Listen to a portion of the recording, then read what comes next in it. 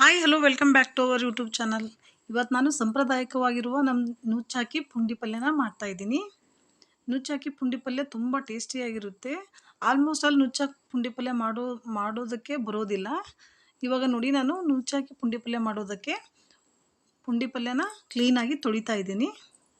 ಈ ಥರ ಕ್ಲೀನಾಗಿ ತೊಳ್ಕೊಂಡಿಟ್ಟು ಪುಂಡಿ ಪಲ್ಯನ ಕಟ್ ಮಾಡ್ಕೊಳ್ತಾ ಇದ್ದೀನಿ ನೋಡಿ.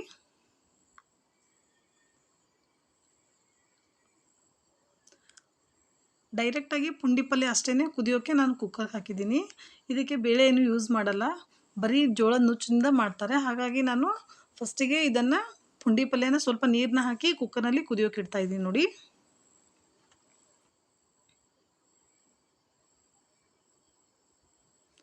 ಬೇಳೆ ಹಾಕಿ ಎಲ್ಲರೂ ಮಾಡ್ತಾರೆ, ಬಟ್ ಇದು ನುಚ್ಚು ಹಾಕಿ ಮಾಡೋದು ರೇರ್, ಕಡಿಮೆನೇ ಮಾಡ್ತಾರೆ. ಬಟ್ ಇವಾಗ ನಾನು ನುಚ್ಚು ಹಾಕಿ ಪುಂಡಿ ಪಲ್ಯ ಮಾಡ್ತಾಯಿದ್ದೀನಿ. ಮತ್ತು ಇದು ಟೇಸ್ಟ್ನಲ್ಲಿ ಕೂಡ ತುಂಬ ಚೆನ್ನಾಗಿರುತ್ತೆ. ಬೇಳೆ ಹಾಕಿದ್ದಕ್ಕಿಂತಲೂ ಇದು ನುಚ್ಚು ಹಾಕಿ ಮಾಡಿದರೆ ಪಲ್ಯ ತುಂಬ ಚೆನ್ನಾಗಿ ಬರುತ್ತೆ. ಜೋಳದ ರೊಟ್ಟಿ ಜೊತೆ ನುಚ್ಚು ಹಾಕಿ ಪುಂಡಿ ಪಲ್ಯ ತುಂಬ ಟೇಸ್ಟಿಯಾಗಿರುತ್ತೆ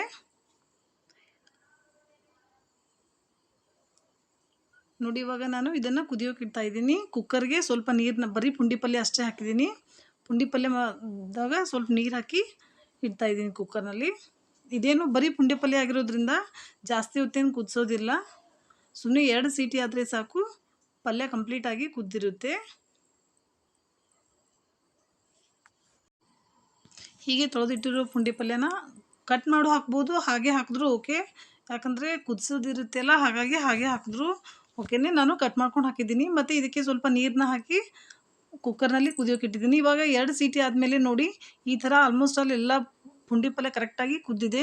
ಅದ್ರ ಮೇಲೆ ನೀರು ಜಾನ್ಕೊಳ್ತಾ ಇದ್ದೀನಿ, ಯಾಕಂದರೆ ತುಂಬ ಹುಳಿ ಆಗೋ ಚಾನ್ಸಸ್ ಇರುತ್ತೆ. ಹುಳಿ ಬೇಕಾದರೆ ಓಕೆ ಇರಲಿ.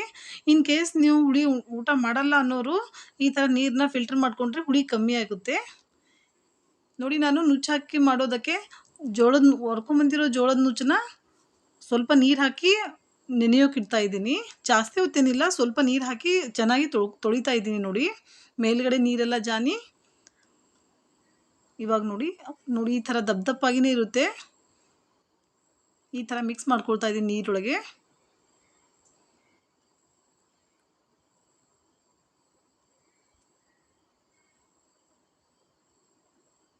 ಹೀಗೆ ನೀರು ಜಾನೋದ್ರಿಂದ ಮೇಲೆ ಸ್ವಲ್ಪ ತಪ್ರಿ ಸಿಸ್ಟಮ್ ಬರುತ್ತೆ ಅಲ್ಲ, ಅದೆಲ್ಲ ಹೋಗುತ್ತೆ. ಹಾಗಾಗಿ ಮೇಲ್ಗಡೆ ನೀರೆಲ್ಲ ಜಾನಿದ್ದೀನಿ ನೋಡಿ. ಇವಾಗ ಅದು ನುಚ್ಚನ್ನ ನಾನು ಪುಂಡಿ ಪಲ್ಯ ಮೇಲೆ ಹಾಕ್ತಾ ಇದ್ದೀನಿ. ಹೀಗೆ ಎಲ್ಲ ಕಡೆಗೂ ಹಾಕಬೇಕಾಗುತ್ತೆ. ಒಂದೇ ಸೈಡ್ ಹಾಕಿದ್ರೆ ಹಿಂಗೆ ಗಟ್ಟಿಯಾಗಿ ಕುಂದಿರುತ್ತೆ. ಹಾಗಾಗಿ ಎಲ್ಲ ಸೈಡು ಹಾಕಿ, ಮತ್ತು ಇವಾಗ ನಾನು ಫ್ರೈ ಮಾಡಿಟ್ಕೊಂಡಿರೋ ಶೇಂಗಾ ಬೀಜ ಕೂಡ ಹಾಕ್ತಾ ಇದ್ದೀನಿ. ಮತ್ತು ಸ್ವಲ್ಪ ಮುಂಚೆನೇ ಗರಂ ನೀರಿನಲ್ಲಿ ನಾನು ಕಡಲೆಬೇಳೆ ನೆನೆಯಿಟ್ಟಿದ್ದೆ, ಅದನ್ನು ಕೂಡ ಹಾಕ್ತಾ ಇದ್ದೀನಿ ನೋಡಿ.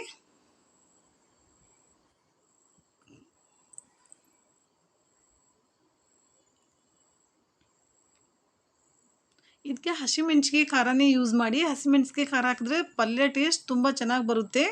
ಹಾಗಾಗಿ ನಾನು ಮೆಣಸಿಗೆನ ಮಿಕ್ಸರ್ಗೆ ಹಾಕ್ಕೊಂಡು ಹಾಕ್ತಾಯಿದ್ದೀನಿ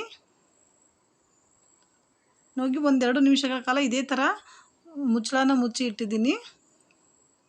ಇವಾಗ ಆಲ್ಮೋಸ್ಟ್ ಆಲ್ ಕುದ್ದಿದೆ. ಜಾಸ್ತಿ ಹೊತ್ತೇನು ಕುದಿಸೋದು ಬೇಡ, 5 ನಿಮಿಷಗಳ ಕಾಲ ಇದೇ ಥರ ಕುದಿಸಿದ್ರೆ ಪಲ್ಯ ಕಂಪ್ಲೀಟ್ ಆಗಿರುತ್ತೆ. ಮತ್ತು ಬೆಳ್ಳುಳ್ಳಿ ಕೂಡ ನಾನು ಕುಟ್ಟಿ ಹಾಕ್ತಾಯಿದ್ದೀನಿ ನೋಡಿ. ಬೆಳ್ಳುಳ್ಳಿ, ಜೀರಿಗೆ ಮತ್ತು ಅರಿಶಿನ, ಉಪ್ಪು ಇವಾಗ ಹಾಕ್ತಾಯಿದ್ದೀನಿ. ಇದೆಲ್ಲ ಹಾಕೋದು ಲಾಸ್ಟ್ ಮೂಮೆಂಟಲ್ಲೇ ಆಗಿರಬೇಕು. ನುಚ್ಚು ಮತ್ತು ಪುಂಡಿ ಪಲ್ಯ ಎರಡೂ ಕುದ್ದಾದಮೇಲೆ ಇದನ್ನೆಲ್ಲ ಹಾಕ್ತಾಯಿದ್ದೀನಿ ನೋಡಿ.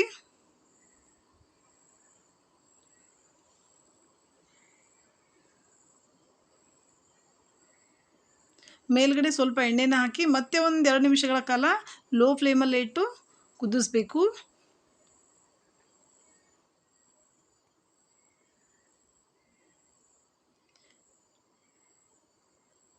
ನೋಡಿ. ಇವಾಗ 5 ನಿಮಿಷ ಅದೇ ಥರ ಲೋ ಫ್ಲೇಮಲ್ಲಿಟ್ಟೆ ನಾನು ಕುದಿಸಿದ್ದೀನಿ. ಇವಾಗ ಆಲ್ಮೋಸ್ಟ್ ಆಲ್ ಪುಂಡಿ ಪಲ್ಯ ಕುದ್ದಿದೆ ಮತ್ತು ಕಂಪ್ಲೀಟಾಗಿ ಎಲ್ಲನೂ ಕರೆಕ್ಟಾಗಿ ಮಿಕ್ಸ್ ಆಗಿದೆ ನೋಡಿ. ಈ ಥರ ಕರೆಕ್ಟಾಗಿ ಮಗಚಬೇಕಾಗುತ್ತೆ. ಎಷ್ಟು ಚೆನ್ನಾಗಿ ಮಗಿಸ್ತೀವಿ, ಎಷ್ಟು ನುಣ್ಣಗಾಗಿ ಮಗಿಸ್ತೀವಿ ನೋಡಿ, ಪಲ್ಯ ಅಷ್ಟು ಚೆನ್ನಾಗಿ ಬರುತ್ತೆ. ಹೀಗೆ 1-2 ನಿಮಿಷ ಕರೆಕ್ಟಾಗಿ ಮಗಿಸ್ತಾ ಇದ್ದೀನಿ ನೋಡಿ.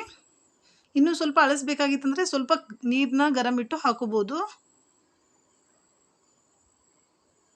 ಇದು ಬರ್ತಾ ಬರ್ತಾ ಗಟ್ಟಿ ಹಾಕೋತಿ ಹೋಗುತ್ತೆ. ಹಾಗಾಗಿ ಸ್ವಲ್ಪ ನೀರು ಗರಂ ಇಟ್ಟು ಹಾಕಿದರೆ ಪಲ್ಯ ರೆಡಿ ಆಗುತ್ತೆ. ಈ ರೆಸಿಪಿ ನಿಮಗೆ ಇಷ್ಟ ಆಗಿದೆ ಅನ್ಕೋತೀನಿ. Thank you for the watching. Bye.